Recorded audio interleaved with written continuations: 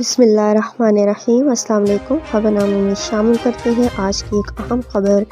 پشاور میں police lines کے علاقے میں ظہر کی نماز کے وقت ہونے والے خودکش بم دھماکے میں مسجد کا مرکزی ہال زمین بوس ہو گیا، جس میں متعدد افراد کی اموات اور زخمی ہونے کی اطلاعات موصول ہو رہی ہیں۔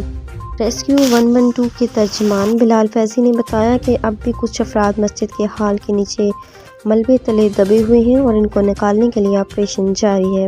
انہوں نے بتایا کہ مسجد کی چھت منہدم ہونے کی وجہ سے ملبہ نمازیوں پر جا گرا اور ملبے تلے کچھ افراد موجود ہیں جو مدد کے لیے پکار رہے ہیں۔ بلال فیضی نے بتایا کہ ہم نے چھت کے اوپر سے راستہ بنا کر نیچے 6 افراد جو ابھی زندہ ہیں انہیں طبی امداد دی، جس میں ڈرپ، کینولا اور آکسیجن شامل ہے، اور ملبے کو بھاری مشینری کے ذریعے ہٹایا جا رہا ہے۔ انہوں نے بتایا کہ ابھی تک وثوق سے نہیں کہا جا سکتا کہ ملبے کے نیچے کتنے افراد پھنسے ہوئے ہیں، لیکن ہم کوشش کر رہے ہیں کہ جتنی جلدی ہو سکے ملبے کو ہٹایا جا سکے۔ دھماکے سے زخمی ہونے والے افراد کو قریب واقع لیڈی ریڈنگ اسپتال منتقل کیا گیا۔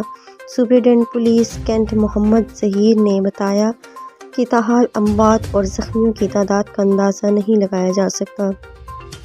دوسری جانب وزیر اعظم شہباز شریف اور وفاقی وزیر داخلہ رانا ثناءاللہ نے پولیس لائنز میں مسجد میں خودکش دھماکے کی مذمت کرتے ہوئے کہا کہ اللہ کے گھر کو نشانہ بنانا ثبوت ہے کہ حملہ آوروں کا اسلام سے کوئی تعلق نہیں۔ پولیس لائنز پشاور کے حساس ترین علاقوں میں سے ایک ہے، جس کے بالکل قریب ڈپٹی کمشنر کا دفتر واقع ہے، جبکہ پشاور کے سینٹرل جیل اور سروسز اسپتال بھی اس سے بہت قریب ہیں۔ اس کے علاوہ صوبائی اسمبلی اور سول سیکریٹریٹ بھی اس علاقے میں واقع ہے۔ کے لیے اتنا ہی۔ مزید خبروں کے لیے ہمارے ساتھ رہیے گا اور مجھے دیجیے اجازت۔ اللہ حافظ۔